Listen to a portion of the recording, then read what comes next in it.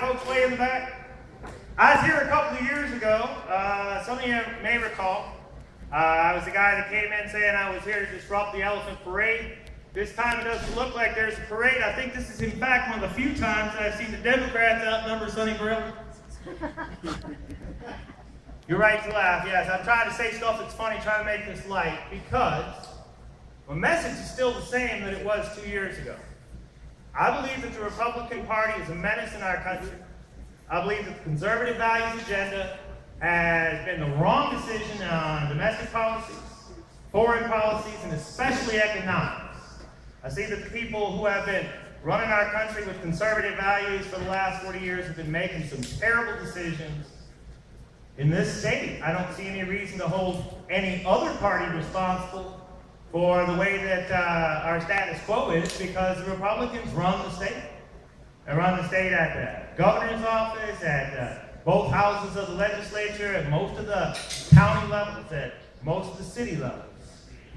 There's big cities like Phoenix and Tucson, maybe Flagstaff have some Democrats, but by and large, we have Republican values setting the ideas of what government's going to be. They're going to tell you that they need to have tax cuts, because tax cuts are good for somebody. Well, I guess they're investors. But every time they cut a tax, my man here, Barry Hess, has a harder time getting up and down the roads. He may not be a fan of tax, but I know that he came here on a road.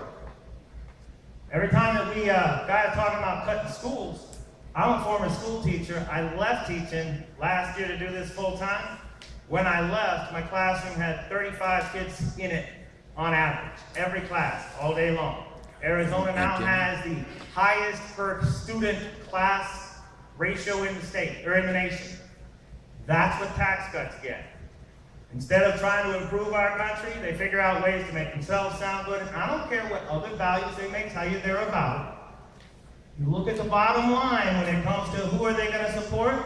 They would shut down the government and starve your grandparents rather than admit when they're wrong. They say that they need to be sure that they're looking out for the sick people. Meanwhile, they spent $75 million, 54 times, voting to repeal the ACA, which of course would be a health problem for 35 million Americans who depend on that sort of thing. Now, I hear people laughing and saying whatever stuff. Republicans gotta say that. I can't help it they've been lying to you. I can't help it that they are treacherous and deceiving. You look at Richard Nixon, tell me a president that's a Republican has been different from that. George Bush, 945 lies about the Iraq War, killing trillions. Killing millions, costing trillions. We could go on, but she doesn't want me to. I understand I've used up my 3 minutes. I don't know if anybody has any questions, but I could definitely answer some. Got a question over there in the back? White shirt. I missed the guy ahead of you, so I'll throw this one to you. What they need to do is get the shops back into schools. I agree entirely. We need to have schools that enrich. Right now we have schools that are designed to make textbook publishers money. Schools that are designed to make consultants money. Instead of having the teachers actually having control, having local control, what we see is this move towards a nationalization, a monopoly of education. Guy talking about taking teachers out of classrooms and putting everybody online. Well, I guess that might help for some people, but you know what most of the kids will do, and my man here in the center row knows how this goes.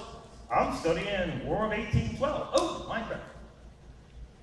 Right? Yeah, he knows what I'm talking about. We need to have structure for our kids. We don't need to figure out ways to do stuff cheaper. Remember, this is your country. These are your people. How cheap do you want to take care of your own self? Guy back over there in the back had a question. I just want to know, you sound like a Democrat, but what are you running as? You never told us. Thank you, sir, for asking. My name is Mikel Weisser. I'm the Democrat challenging Paul Gosar for U.S. House of Representatives. I'm originally from Texas. I've been here in Arizona for the last 14 years. I lived 15 years in Illinois. Former teen runaway, former homeless shelter administrator. I retired here in Arizona as a history teacher. That's why I have a history book there on my desk. By the way, that history book, The People's History of the United States, is one of the history books that Arizona Republicans have banned because they don't really want you guys to know what the history is, because it's easy to lie to you. Mr. Hess, you had a question?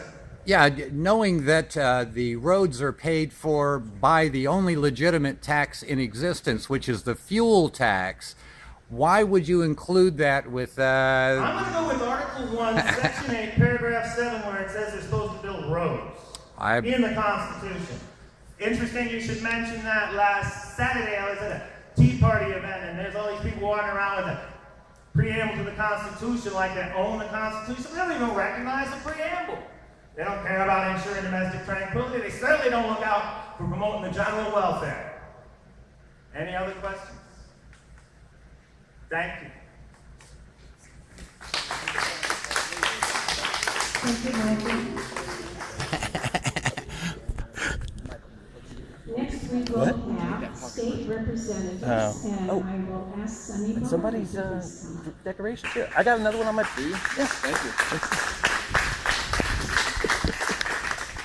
You know, you were mentioning about roads and stuff. I don't know, do you ever go down 72? Toward Parker? I cannot wait to get here today. What do you think of that road? It's better than parts of I-40.